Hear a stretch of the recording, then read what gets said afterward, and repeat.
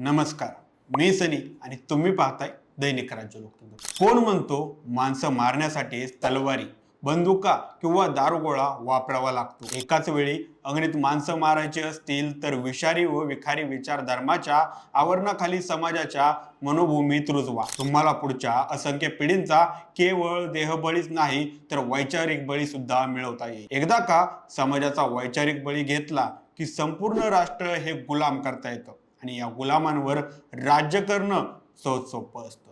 हेच विचार आज देश व राज्यांमध्ये पेरण्याचं काम अविरत चालू आहे। धर्म हा धारणा करणारा असतो, माणसं मारणारा तो धर्म कसा असू शकतो? मानव जातीच्या प्रेतावरची पिंड खाऊन पोषक झालेल्या राजकीय विषारी विचारांच्या गिधडांना सामाजिक सौहार्द आणि शांतीप्रश्नी पडण्याची शक्यता मुळीच नसते। जी अशी अपेक्षा ठेवतील त्यांच्या पदरी मोठा धोंडा पडल्याशिवाय राहणार नाही। आणि हो, जी लोक अशा राजकीय विषारी विचारांच्या गिधडांचं महिमामंडन करत असतील त्यांच्या पुढच्या पिढ्यांच्या रक्तमांसाचं रस्त्यावर चिखल झाल्याशिवाय राहणार नाही। एखाद्या नैसर्गिक घडलेल्या घटनेचं अथवा घटना घडून आणून तिचे भावनिक उन्मादीकरण करण्याचं राजकारण या गगनांना चांगलंच येत असतं। अशाच मानवी प्रेतांच्या कथातून या विविधतेने नटलेल्या भारतीय नंदनवनामध्ये अनेक राजकीय विषारी विचारांच्या वंशाचा उगम झालेला आहे। त्यातील काही काळाच्या ओघात माणसं मारण्यात कमी पडले ते वंश लोप पावले आणि ज्यांना यात यश मिळालं ते आजही सम्राट म्हणून जीवनाचा उपभोग घेत आहेत। पण काळजी करण्याची आवश्यकता नाही, कारण भारतीय संस्कृतीची पांढर ही अशी आहे की तिनं आजवर धर्मसत्ता हे राजसत्ता कधीच येऊ दिली नाही। आज आपल्याला जो भ्रम होत आहे की छद्मधर्मी राहू आणि ढोंगी राजकीय केतू यांचे भारतीय चंद्राला लागलेलं ग्रहण क्षणिक आहे आणि ते सुटल्याशिवाय देखील राहणार नाही। मानवी रक्तमांसाच्या चिखलातून फोफावलेल्या राजकीय विषारी विचारांच्या वेलीने या भारतीय अभयारण्याच्या कानाकोपऱ्या व्यापून टाकलेला आहे। धर्माच्या नावानं अधर्माचं माजलेलं रान मानवी मूल्यांचा रोज संहार करत आहे। हे राजकीय विषारी विचारांची वेल उकडून फेकायची असेल आणि मानवी मूल्यांची जोपासना करायची असेल तर अशा राजकीय गिधाडी वृत्तीचा नायनाट आपल्याला साधावा लागणार आहे। राजकीय विषारी विचारधारेला गिधडांची उपमा देणं हा खरं तर संपूर्ण गिधाड वर्गाचा अपमान आहे। गिधाड ही पर्यावरणातील स्वच्छतेचं दूत असतात, त्यांचं संरक्षण आणि संवर्धन करण्यासाठी प्रयत्न गरजेचा आहे।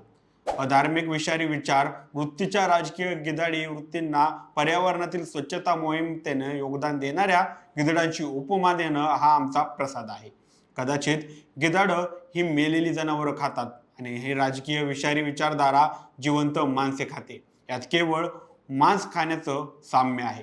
पण गिधाड हे पुण्यकर्म करतात तर ही विषारी विचारधारा मानवी मूल्यांच्या गळ्याला नख लावण्याचं पापकर्म करतात। राजकीय विषारी विचारधारेच्या गिधाडांना आपल्या पिलांना माणसांचे मांस खाऊ घालायचं आहे तेव्हा ही धूर्त गिधाड वृत्ती डुकरांच्या मांसांचे काही तुकडे मस्जिदच्या दारावर टाकतील, गायीच्या मांसांचे काही तुकडे मंदिरासमोर टाकतील।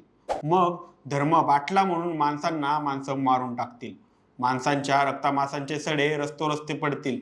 यात नक्की धर्म जिंकणार नाही, अधर्म आणि धार्मिक उन्माद निश्चित जिंकेल, पण मानवतेचा मात्र पराजय होईल। आपली पोटं तशीच पाठीला चिटकलेली आणि पिल्लं कुपोषित राहतील, मात्र राजकीय गिधडांची पिल्लं सत्तेचं मांस चाखतील। सर्वात मोठ्या लोकशाहीचे संरक्षण साधायचं असेल तर आपल्याला वैभवशाली भारतीय संस्कृतीचं आणि जगातील आपल्याला धर्माच्या नावाखाली अधर्माचा खेळ करणाऱ्या अवलादींच्या नादी न लागता मानवी मूल्यांचं रक्षण करावं लागेल। अशा विषारी विचारधारा या खोल मातीत गाडण्यासाठी सर्व खऱ्या हिंदू आणि मुस्लिमांना आता संघटित होण्याची वेळ आलेली आहे। हिंदूंनो आणि मुस्लिमांनो जागे व्हा, भारतीय संस्कृतीवरची ही मृतपोजेपी बांडगुळे काढून फेका। ही लोकशाहीसाठी तर आता हिताची नाहीतच, पण धर्मयुद्धासाठी देखील चांगली नाहीत। विचार बना, धर्माचे नाही आपल्या पिलांचे रक्षण करा, ते रस्त्यावर मरून पडणार नाहीत याची काळजी घ्या। धर्माचं रक्षण ईश्वरावर सोडून द्या। धर्माचं रक्षण करण्यासाठी ईश्वरापेक्षा सामर्थ्यशाली आणि सक्षम कोण असू शकतं काय? तुमची उत्तरे आम्हाला नक्की कळवा। या जातीपातीचं राजकारण करणाऱ्या गिधडांविषयी तुमची काय मतं आहेत आम्हाला कमेंट करून नक्की कळवा। आणि जर राज्य लोकतंत्र चॅनलवर नवीन असाल तर चॅनलला नक्की सबस्क्राईब करा। धन्यवाद।